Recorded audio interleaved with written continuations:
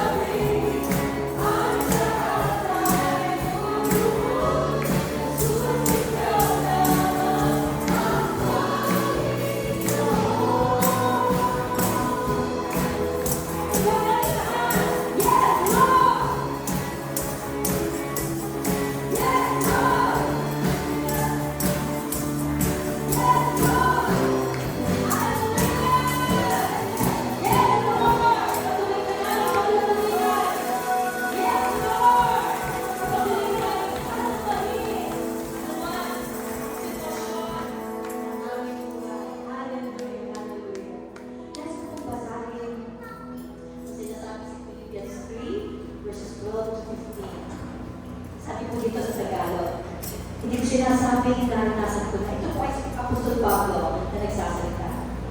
Hindi ko sinasabing nakamtan ko na ang lahat. O kaya naging ganun na ako.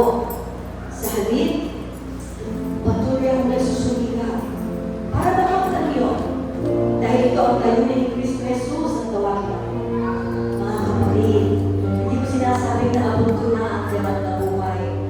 Ngunit ito ang ginagawa ko ngayon. Kinakalimutan ko na ang nakaraan. At pinagsisikapan ko makamtan ang nasa hinaharap ko. Tulad ng isang manlalaro, nagpapatuloy ako hanggang makamtan ko ang gantimpala na walang iba kundi ang pagtawag sa amin ng Diyos na makapabuhay sa langit sa pamamagitan ni Kristo Jesus. Tayo po na nagtuna sa pananampalataya ay magkaroon sana ng ganitong kaisipan. Pero kung hindi ganito ang pag-iisip nyo, ipapaunawa ito sa inyo ng Diyos. Ang mahalaga ay patuloy natin sinusunod ang mga katotohanan na tututunan natin. Purihin ng Diyos, mga kapatid. Hallelujah! Purihin ng Diyos sa pagbabasa ng Panginoon. Mga kapatid, katulad ni Pablo, siya ay nagdaranas ng napakaraming hirap. Subalit hindi ito naging malaki para siya magpatuloy. Para siya ay patuloy na manalig sa ating Panginoon. Pagpatuloy sa takbuhan ng pananampalataya hanggang sa dulo. Ito pong encourage niya sa ating Apostol Pablo. Amen. Kalimutan ang mga nakaraan. Whatever past mistakes you have done, you submit it all to the Lord. Marahil may mga accomplishments ka na nagiging malaki para makarating ka sa naisin ng Panginoon. Ibigay natin ito lahat sa Panginoon. Hallelujah. At kung tayo po ay dumaranas sa napakarami nating pagsubok or trouble sa buhay, mga kapatid, nasabi po sa awit 121, doon sa tuhod, ako'y napatingin hanggang tumulong sa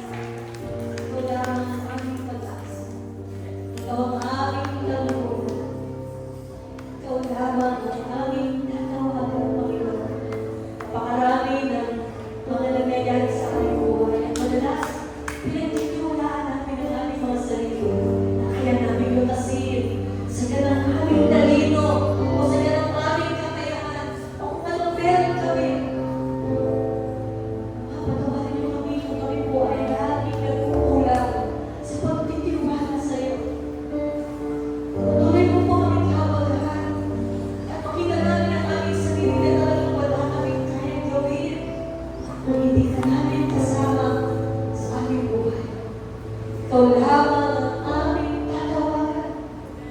Ikaw lamang ang tulong namin, Panginoon. Wala kaming ibang sasandigan. Wala kaming ibang pag-asa kundi ikaw lamang, Panginoon. Hallelujah. Hallelujah. Tinataas namin sa iyo, Panginoon. Lahat ng aming mga dalangin, hindi namin ito kaya, Panginoon. Ang aming mga problema, hindi namin ito kaya, Panginoon. Salamat sapagkat dinadala mo kami. Madalas dinadala mo kami sa dulo ng aming buhay. Kung saan ipapakita mo sa amin na sadyang wala kaming magagawa. Kung hindi ka namin kasama, Panginoon. Kinakailangan dalhin mo kami sa dulo ng aming buhay. Papakita namin, Panginoon, kailangan ka namin. Upang maipahayag mo at maipakita mo ang iyong kapangyarihan na kami ay saklolohan sa anumang suliranin natin, Panginoon. Salamat po. Salamat po, Panginoon. Kinikilala namin itong isang pagpapala kapag kami ay nagdadako sa dulo ng buhay namin. Sapagkat dito, may papahayag mo, may papakita mo ang iyong kakayahan, ang iyong kapangyarihan. Amen, Na amen. kami ay tulungan Yes. sa lahat ng aming suliranin sa buhay. Maraming salamat. Salamat sa pagdidinagawa mo ang iyong church, ang iyong iglesia, Truth and Life Christian Church. Sa napakalaking pagsubok sa buhay, dahil nagkakaroon kami ng pagkakataon, makilala ka at mapaniwalaan ang kapangyarihan mo na gumaganap ng nangyayari sa aming mga buhay. At nang sa gayon, nakikita namin ang aming mga sarili na buong kumpiyansa, naniniwala na tunay nga na ikaw ay gumagawa sa aming buhay at ang aming puso, at ang aming labi ay bubukalan ng pagpupuri at walang hanggang pagsamba sa iyong dakilang pangalan. Ikaw nga po ay karapat-dapat. Hindi mo lamang kami sinatuluhan sa aming mga problema. Higit sa lahat, ibinigay mo ang lahat-lahat para sa amin ng Diyos. Suktulan ang iyong biyaya at ang iyong kamatayan. At ang iyong dugo, Diyos, ay hindi mo pinagkalit sa amin ang iyong buhay. Ibinigay mo ng buong buo. Aba, ito ang lubos namin pinagpapasalamat na napagwagyan mo ang kasalanan at ngayon kami nakatindig sa iyong tinaas na gawain na pagtagumpayan mo ang kamahalan at isang araw patay sa iyong pangako sa iyo sa aming Panginoon na kami ay pagsasama mo. Amen. Siya sa langit, kami ay pinaghandaan mo ng sandukan. Maraming salamat, Panginoon, na mapapakita mo ang buhay ng bawat isang anak mo dito sa church nito. May salamat ang kilalayo, ang aming goal, ay sa takbuhan ito ng pananampalataya, ay makamutan namin ang prize, eternal life, ang walang hanggang buhay sa piling mo sa langit, aming dakilang Diyos, aming makapangyarihang Diyos. Marami pong salamat. Ikaw ay sadyang ang karapat-dapat sa lahat ng pananampalataya. Ama, dalangin namin sa aming pag-upo. Patuloy namin marinig ang iyong tinig. Isang pagpapatunay na kami iyong anak, Panginoon, kapag narinig namin at nauunawaan namin ang iyong mga salita. Nadalangin sa amin ng iyong pagkagawa. Dalangin namin ang kanyang buhay, si Pastor Doy. Pagpalain po siya ng isang malakas na pangangatawan. Patuloy na ka magaligin sa mga hinihinda niya sa kanyang katawan. At patuloy na pagpalain mo na nag-umabaw ng kalulungan upang marinig namin ang iyong tinig sa umaga nito. Maraming salamat, Panginoon. Pinupuri ka namin at dinadakila karapat-dapat ka sa lahat ng kaluwalhatian. Ito pamahaling na natin ang pangalan ni Jesus na bawat isa